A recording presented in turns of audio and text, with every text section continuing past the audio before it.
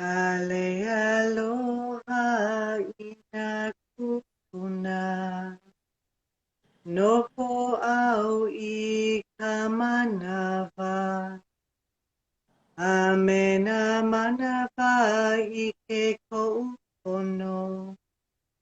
Mahalo nui no pomaika'i nei au. Ale aloha ina kupuna. Ale aloha ina kupuna. E no na kupuna. Aloha. Aloha.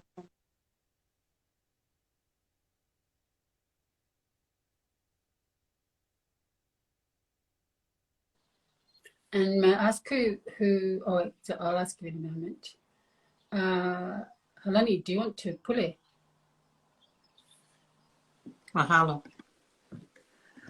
Pulikako, a prayer for everyone.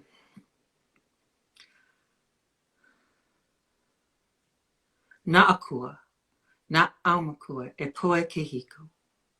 Mahalo and aloha kupuna on all of the lands that we are all tuning in tonight on this Instagram. Na'akua. Please join us on this technology ride on Instagram where we're talking about Ho'oponopono and how to find the pohaku, the baggage, the emotional baggage that we may be carrying. In this conversation where people will be joining live with us and also be visiting this video after we close our session, please help us in guiding our questions and our words for what needs to be spoken this evening from the ancient and traditional teachings of Ho'oponopono from the lineage. We mahalo you for protecting us from the kolohe and the kepalo that we know can wreak havoc, especially with our technology. And we send aloha. May we ask that we speak our words with compassion and kindness and be in full aloha and be helpful. And I'll send you this prayer with the ancient words that have been handed down to 51 generations. E amama, e amama, e amama, mahalo na akua.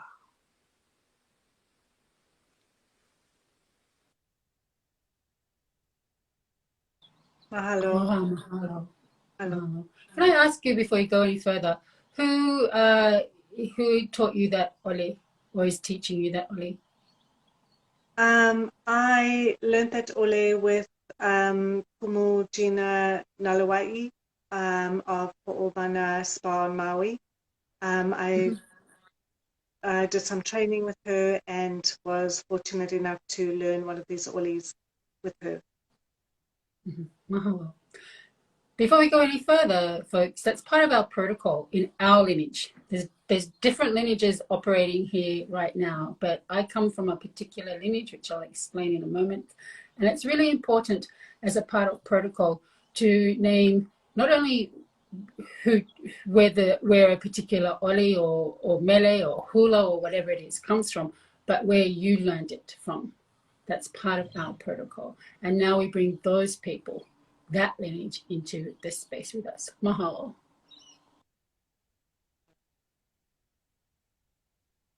Well, it's a pleasure to see your faces again, and also to acknowledge the faces that we can't see that are listening to this conversation.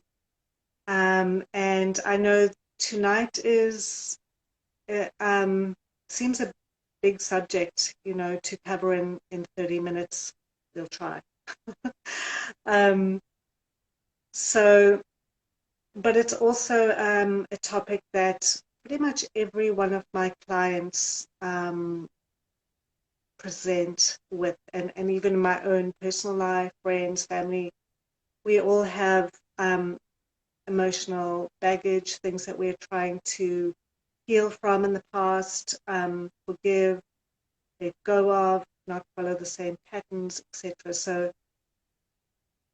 I think am I okay to say that most human beings carry some kind of emotional baggage that we're trying to, let go of so that we can live our best lives. And in the Hawaiian tradition, this is called wahaku. And I guess I have some questions about what is it, how we can find our wahaku, if we don't know already.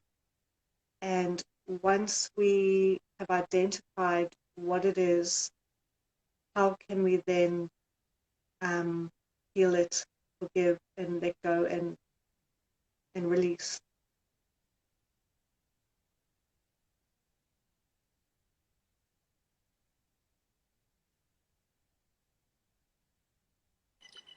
Well, before we answer that question, which is a good question, and you're correct, it is, it's more than a 30-minute conversation, which is why we train in these things. I think it would be helpful if you quickly introduce yourself, Louise, so people who are not familiar with you and what you do come to know you a little. And then Halani, I'll invite you to do that, and then I will share who I am.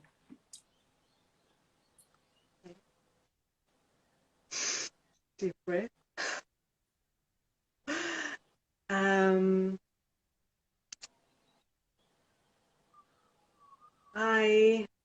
I don't really know where to begin. Who I am as a whole. I guess I'm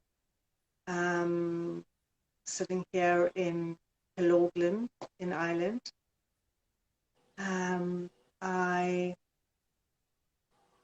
My first identification, I guess, is as a mother, and I also, my passion and my profession is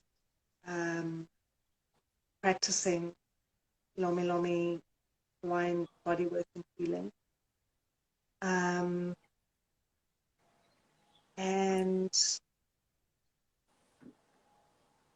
I'm also a woman. I've come from a interesting and rich background, I guess, from where I grew up in South Africa, and my life has been quite interesting. And yeah, I guess I'm just, because of my whole life experience, I'm very interested in helping others to find healing and peace and transformation. And your name is Louise Kumu McAvoy. I think you forgot to say that bit. Thank you. Of Lomi Lomi Island and Aloha House. I felt like I was in a recovery. I think you made it more existential than where I was going. Oh, sorry. Wonderful, wonderful, live and real. That's how we go. Halani, I'll go over to you. Mahalo and Noswaith Da. Good evening. I am Deborah Rose Halani, and I am trained with the Lineage that are bringing these teachings to Ireland.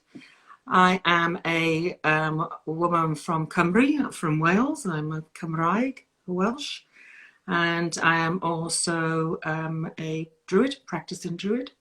And I'm a wise guide of the SOHAD, which is the School of Spirituality, Healing and Development. And I'm going to be coming to Ireland and really looking forward to it. So mahalo, that's me. Wow. And I'm Kumu Paʻa Julia Nālani Adams. I'm 51st generation healer and teacher from the lineage of 50th generation Kumu Paʻa Nui Lawrence Kalainia Kamani Aki of Halawa Valley Molokai. And so, friends, that is where our teachings come from. It is a living lineage. It's one of the oldest continuous teaching lineages in Hawaii. There are 4 of us currently teaching of the same generation. And, that's always a question that comes to mind, is why is our lineage moving forward, out of Halawa, off Molokai, and out into the world? And the question that Louise has asked is one of those reasons. And the other reason is, it's not just our lineage. Most of the teaching, well, not most, a lot of the prestigious teaching lineages are moving forward to share their teachings. Because the question is, why are we doing that? Because something is not right. Something is not right. And so we need to, at the existential level and at the grassroots level. So our conversation today is about pohaku.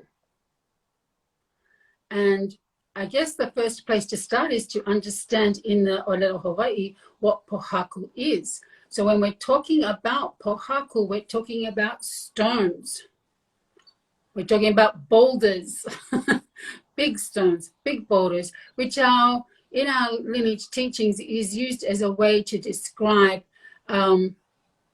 what you and I might call our baggage. What remains unhealed?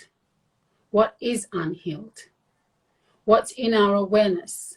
What's not in our awareness? And how do we bring that together so that we can be healed, so that we can live happy lives, so that we aren't constantly feeling battered and fatigued by the rigors of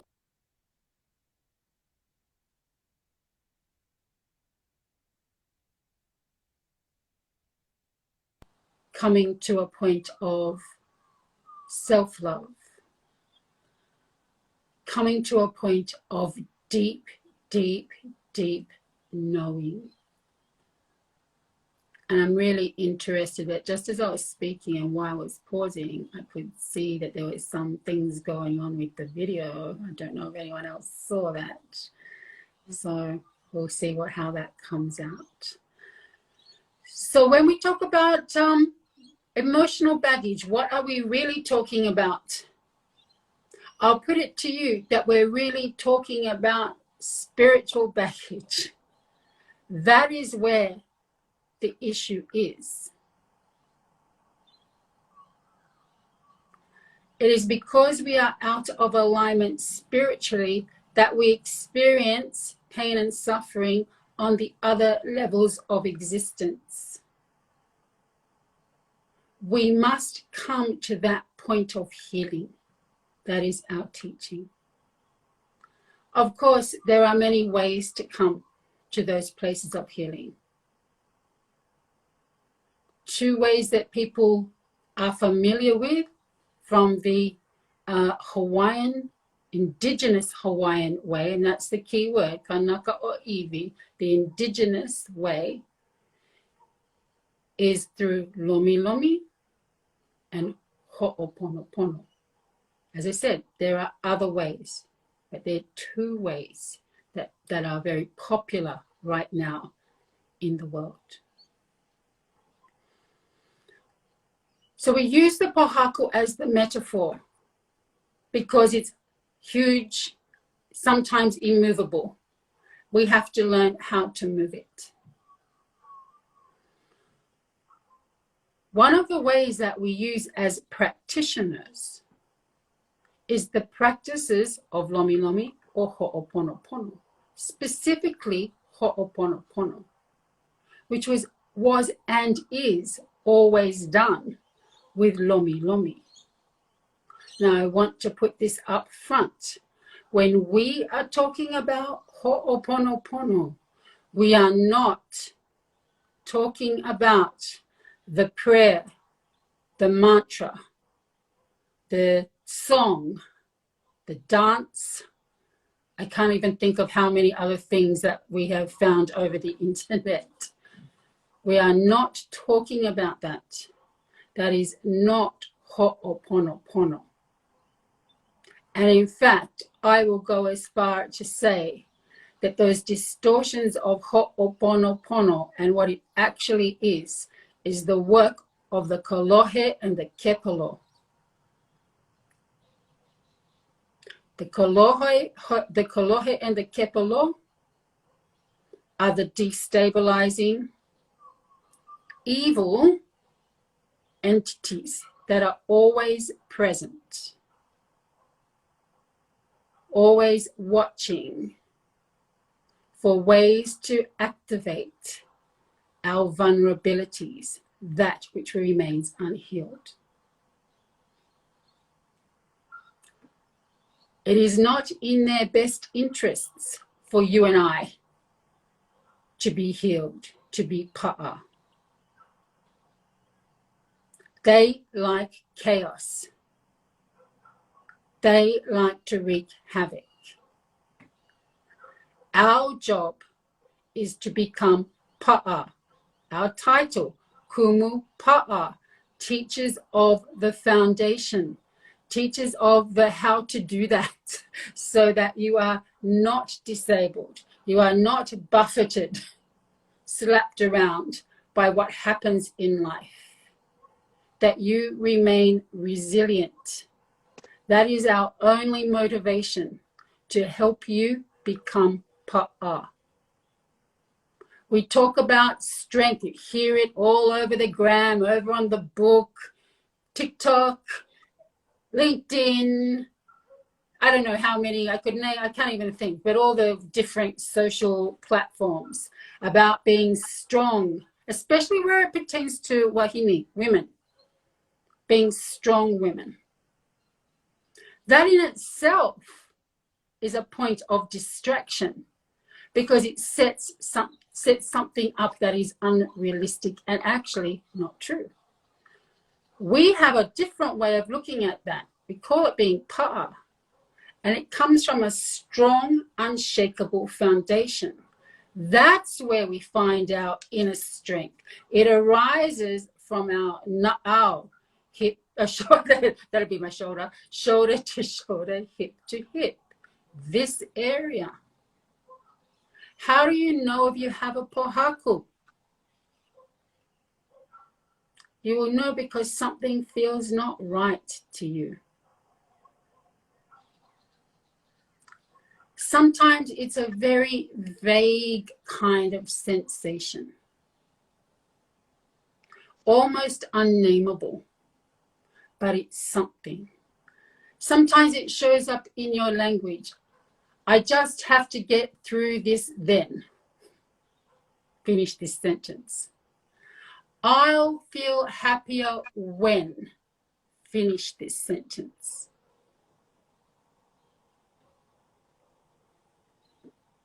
Any of that kind of stuff tells you something is not right. And then you have a decision to make.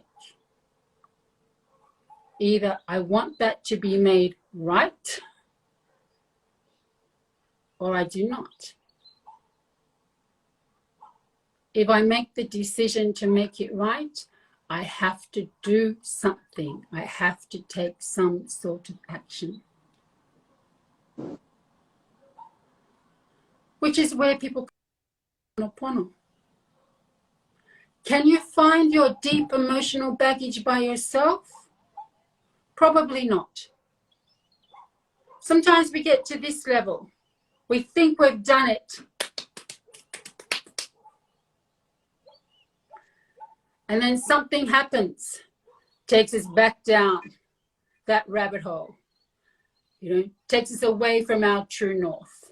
Or what we would say, takes us off the line of truth. Because let me tell you this, if you really do the work, whilst you may move a little bit off the line of truth, you know how to get back on it. And you know when you're moving off it. That is the point of healing. That is the point of deep knowing.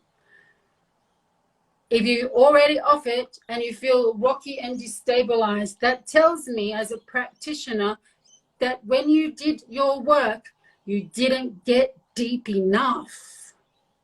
There was still something there that elusive something. When we're in a ho'oponopono session with you, that's where we're going. We're working the process to go deeper, deeper, deeper, deeper, until we can't go any further. When we get there, we've literally hit rock bottom. We've found that pohako. Then we got to excavate it out. It takes a third party, so a luna ho'oponopono in this case, to take you there, because they are not invested in the emotional baggage and the story that goes on around it. We are only interested in listening for what that pohako is and where it is, and helping you to get there. We are not doing the work for you. We're doing the work with the ancestors, and that is a key difference. Why do you need your pohako? Why do you need it excavated? Why do you need it revealed? For the reasons I said before. Because we all want to be happy. We all want to be peaceful. We all want to feel harmonious.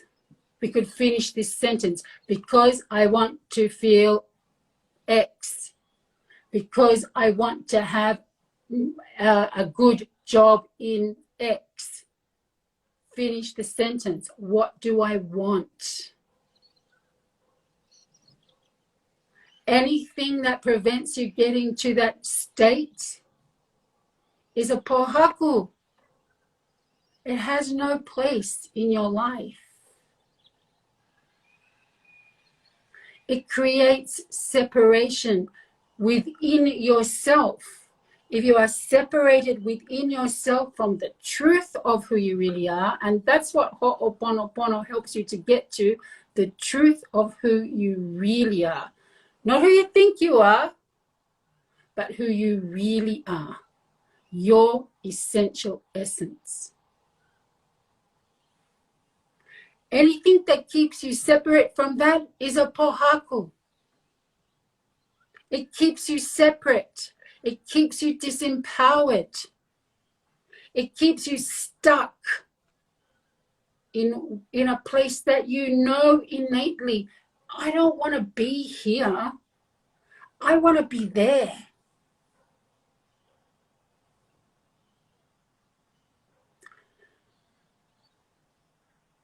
If we are separate from ourselves, then we must be separate from spirit, however you want to define that. And that is the cause of suffering. All of the great spiritual traditions tell you the same thing. Buddhist for 7 years. Understand that, you know. We also know that really we can't stay in a place of suffering. We have to do something to move ourselves out of it. And ho'oponopono is one of those ways. It is a process that you do with another person. Or sometimes a group. But here we're talking about one-on-one. Because the teaching is from our ancestors, no separation. If we are separate, we will experience unhappiness, which is where we are today. You know, it is in epidemic proportions. We talk a lot about mental health. We talk a lot about emotional health. We don't talk about spiritual health. And I'm not talking about in the religious sense. We do not talk about spiritual health. We heal the spiritual health. We heal that. Then we will experience healed mental health. We will experience healed emotional health. Because the alignment is in our teachings to get to the point of no separation. Spirit, mind, body. That is the correct alignment. Not mind, body, spirit. That's dictated by the ego. That will always lead you down the path of suffering. That is why in Ho'oponopono, we have this thing, do it once, do it right. It becomes lifelong healing. Does it just happen instantly? Oh, ole! No. It takes hana, real work, to get to that state of pa'a. That's where the teaching of makoko comes into it.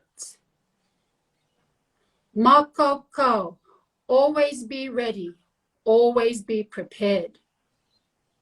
How can we always be ready and always be prepared if our pohaku, our baggage, is getting in the way? We're always going to hit up against it. It is going to shape our responses to life. We are always going to see life through the lens of the pohaku. When we have done the hana, we know we will always be ready for what comes toward us, even that which takes us by surprise, because we will know what it is. Goes back to our deep knowing. When we do our healing work and we are living life from that deep knowing, we are in a state of pa'a. We see things for what they really are. We know when things are our hot buttons are being pushed, which are related to our pohaku, but we don't allow them. It is not possible for the pohaku to continue to destabilize us if we have done the hana, the work. Kalamai, I just got a question from Susie Savannah asking, our pohaku is our resistance to change, to letting go of our baggage? Can be. Yes, it can be. Anything that prevents you from moving is a pohaku. What if you know what think you know what your pohaku are, in terms of, just say you have a big loss or a event in your life, a failed relationship, or a unfortunate upbringing, etc. So you think you know what your issues are, but you just can't seem to resolve them. You've had years of therapy, you've had X, Y, and Z, you've done the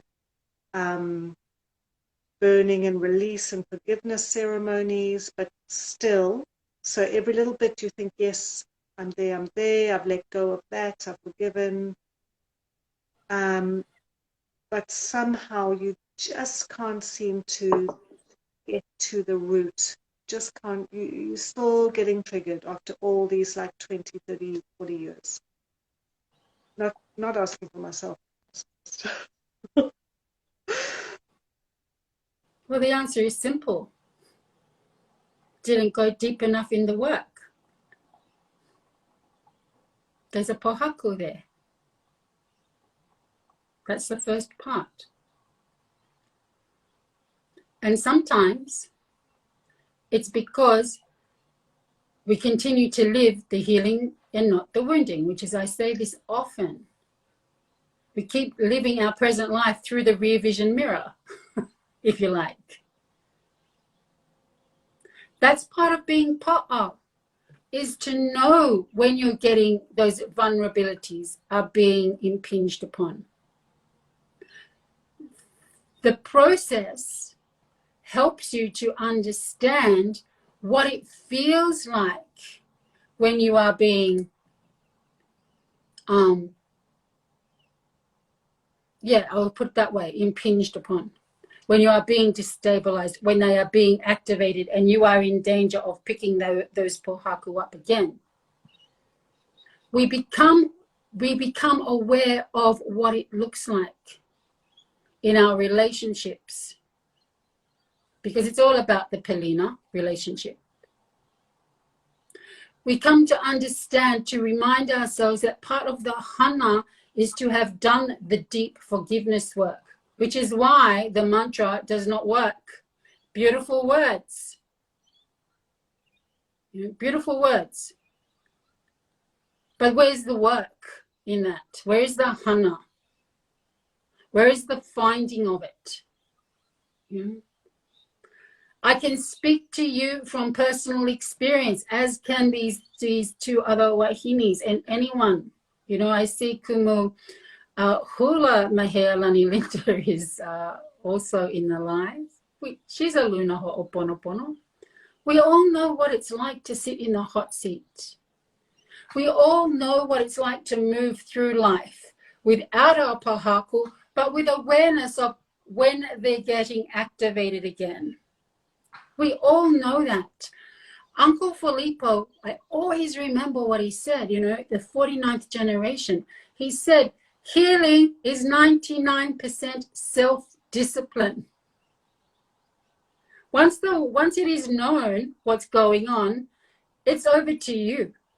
Why don't people heal? Because they can't go the distance. Well, not that they can't. Scrub that. Put that in the bin. Is that they won't. It's exhausting sometimes until you get to the point of pa'a where it isn't. It doesn't have that level of hypervigilance. It doesn't have that level of exhaustion or relentlessness, which can come, sometimes it can feel like that when you're in your healing processes. It's just relentless. And, the thought bubble is, oh my Lord, when is this going to stop?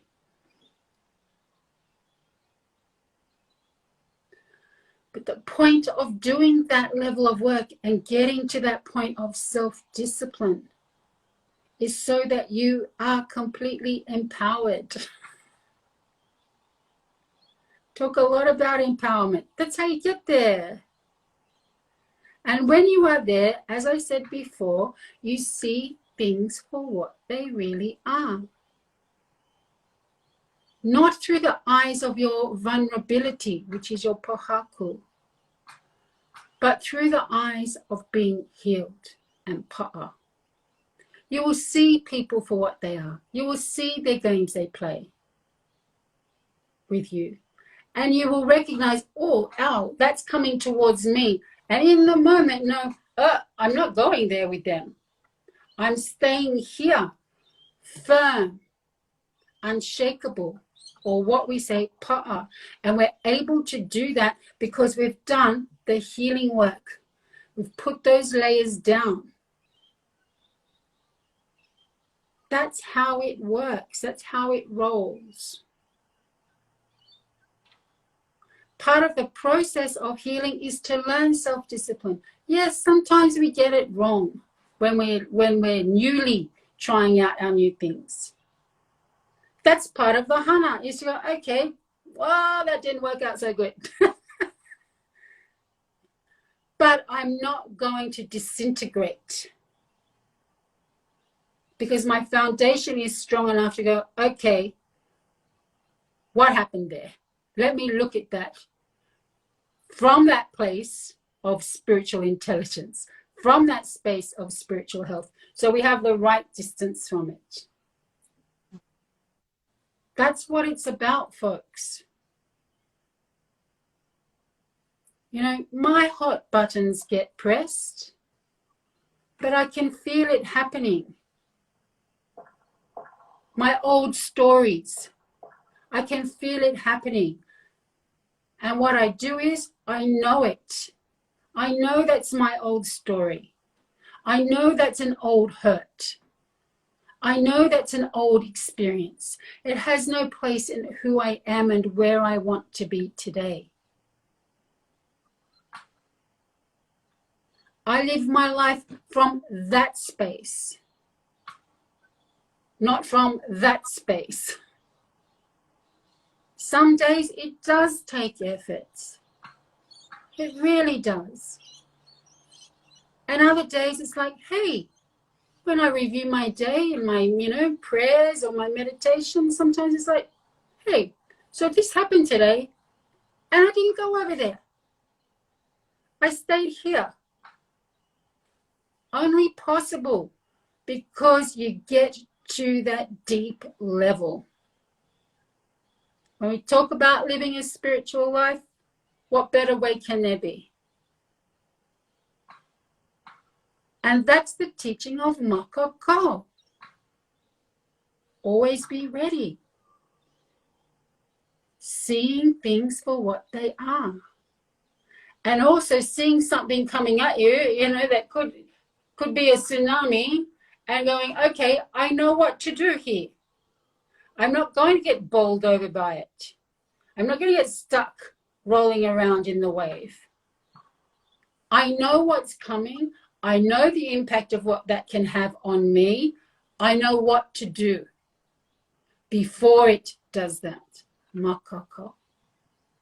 One of our most important teachings. Again, we only get there because we have done the hana up front. Mahalo. Mahalo. And as you're talking, I know that everyone listening to this is thinking, that is where I want to be, living my life, responding to life now, not based on some hurt or programming that I've brought with me, I've learned through life experience. And now I want to ask you something that I think I know the answer to, but I just want to hear it from someone else like you, or both of them. Can everybody get to that place? Or because I know some people that I'm working with that just truly believe that they cannot get to that place, they cannot fully heal because of the immensity of their pohaku. Some have massive hurts, just for example, all through childhood, that they've told me have actually altered the chemistry of their brains, so that no matter what they do, they will never be able to fully heal because their brains, their nervous systems will not allow them to fully heal. And as a practitioner, I don't know where to go with that. Not everyone, but some people believe that they cannot heal because they have such severe trauma in their lives that they will never actually get to the place you're talking about, where you live with joy and respond to life in the present, that there's such a pahaku like around them that they just can't. Sorry to put a damper on the conversation. I'm just going to step in to say we're 40 minutes in Oh. at the moment, okay, just to flag the time and responsibilities. And a Kalamai, excuse me, I'm not even going to begin to respond to that question because it's pretty huge. I want to acknowledge for a person who's come through several Ho'oponopono sessions that never thought I would get to happiness. ever. Never thought that. My perception of happiness was not real. My perception of happiness had many, many, many stories built up around it. Right? And again, I want to acknowledge Ho'oponopono is a sacred and sensitive process. I am not going to divulge any content of my sessions with anybody where I've had Ho'oponopono or where I've been a lunar in Ho'oponopono. Just I kind of want to, it's the foundation of it. But I can tell you generally that my perceptions changed. One Ho'oponopono session didn't give me it wasn't the blue or the red pill. It didn't fix me straight away. But it put me into a position where I could actively participate in the healing of myself. And that is me. If I want to be happy, that's my job. Nobody can fix me. Nobody can take away the past and how I experienced, perceived it, built up any emotional story around that. No, and Ho'oponopono doesn't take that away.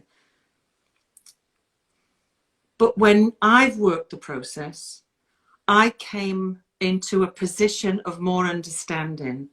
Believe you me, I've come to a position in Ho'oponopono where my head, the brain, was screaming, oh no, I don't want to do this anymore, right? Because it felt too hard.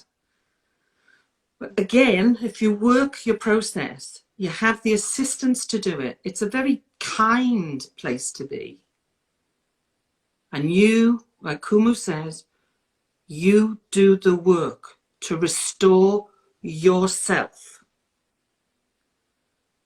Then I would say you are on a path, a solid path, to having a different perception of happiness in the real sense. Pow. And I think that really is the answer to the question.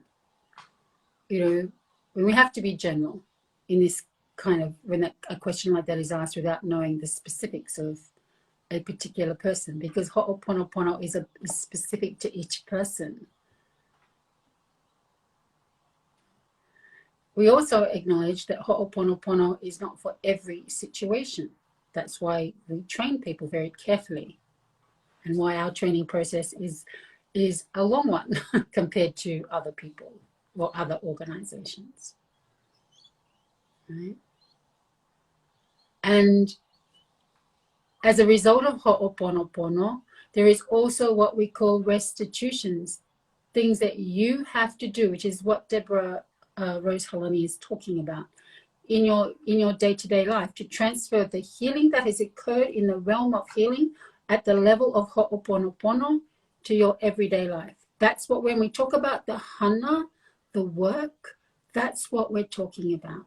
And that also requires additional support sometimes. Not all the time, sometimes.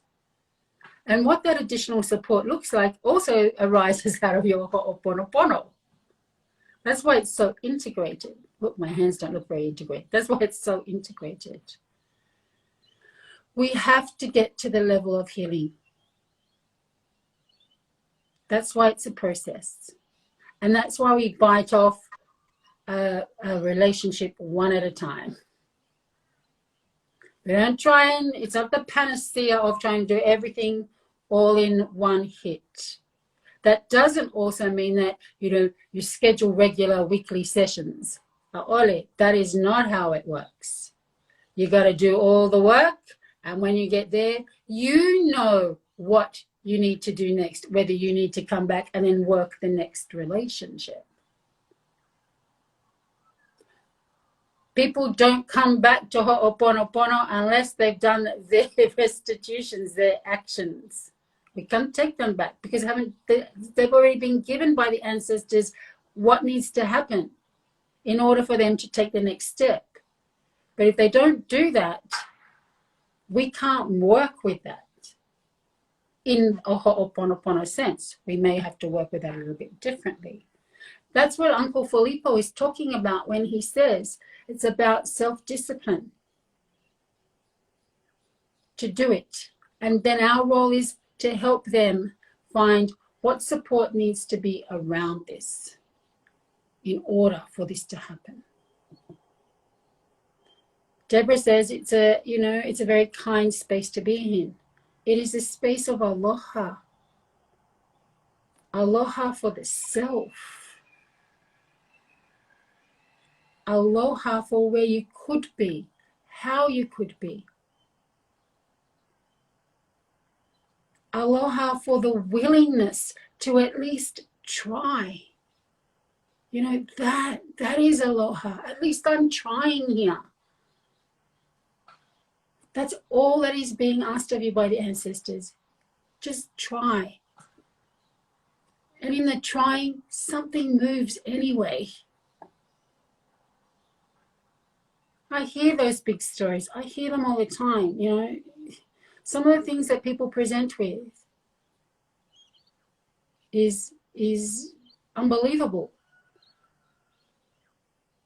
And when we work the process, one munch at a time, you know, they move toward their healing. And like Deborah said, as you move toward your healing, your understanding of yourself changes, and your understanding of actually what you're moving toward looks a little bit different, because you're looking at it from that healed space every time, not from the rear vision mirror.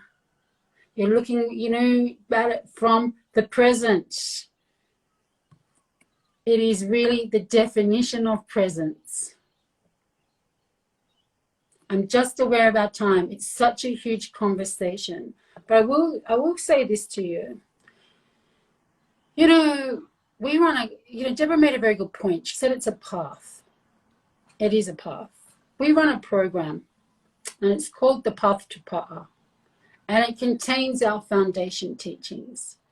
And what we do in that is we learn not only what they look like and what they are, but let's look at the different situations in our lives, and then we move the teachings into those situations, so you can kind of get that meta view. And sometimes that's the step you need in order to get to the depth of ho'oponopono, you know, as a client, doing it as a client, and also as a practitioner. Because some people go, oh, come on, I'm not up for that level of engagement with somebody. I'm not sure I have those skills. But you can learn to have healing conversations that take someone to the point where then you, like say it was in Ireland, then you take them to direct them to the ho'oponopono person. You know, or any of the other countries of the people that are coming to our ho'opono training are going to be in Western Europe, right? In the UK. Sometimes that's the place of empowerment, is that at least you get, as the person that you're talking about, Louise, where they got significant trauma, at least it gets it onto this page in front of you, and then you can see where all these pieces are. That's another way. You know, that's why it's a path. We've got to follow the path, where the path takes us. Sometimes it is like that.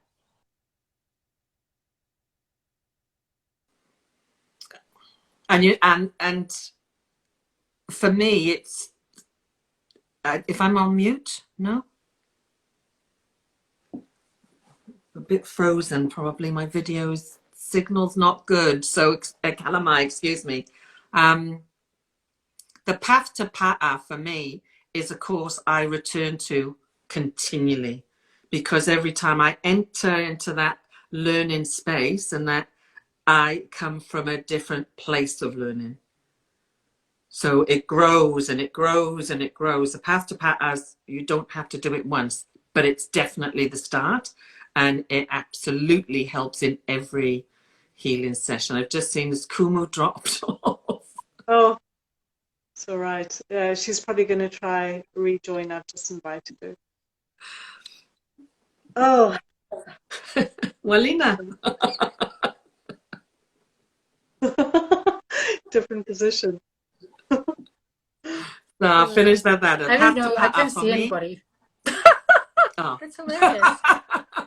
It's completely hilarious. I'm getting a message here. I can see like shadows of everybody, but we're having trouble loading this live video. Anyway, Love it. Aloha. Sorry about that, but I was proud. So clearly the ancestors have said that's enough. It's enough. Enough. It's enough. It's been so so rich once again to sit with you both and all. Yeah, I'm very honored, and I just feel so grateful to have this. So thank you, mahalo both and all, and to our ancestors that even inspired this.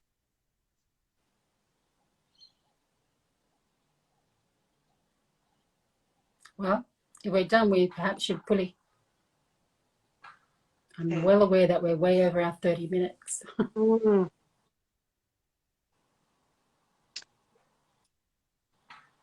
Me? Well, I can't do it because I can see anything. I have no control over here, which I'm loving. I have no control. It's just completely in the ancestors' hands. Pule o oli? Pule kako. Pule kako.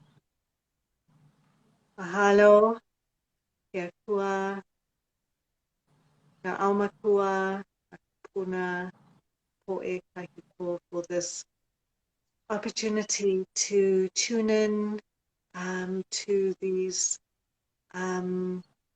connections, these aka threads that weave us together on all these different places on Earth, and to everyone who has the opportunity or the willingness to tune in and something that moves them towards their own journey, their path to wholeness and happiness within themselves, so that we can create a better relationship with ourselves spiritually, mentally, emotionally, physically, and therefore relate to those in our lives, in our relationships, our families, our friends, our communities, and so it grows, and working towards a vision of a world where we have peace and harmony and great communication and freedom and joy. So mahalo for all of that.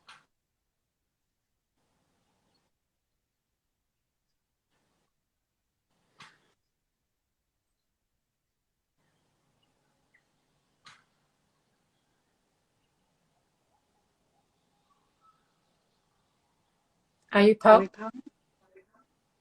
Pau. Ea mama, ea mama, ea mama. Let it fly. Mahalo. Mahalo for inviting us to be with you in your lineage teachings, Louise. We look forward to seeing you again next time over on the book. Join us next week. Mahalo. Mahalo.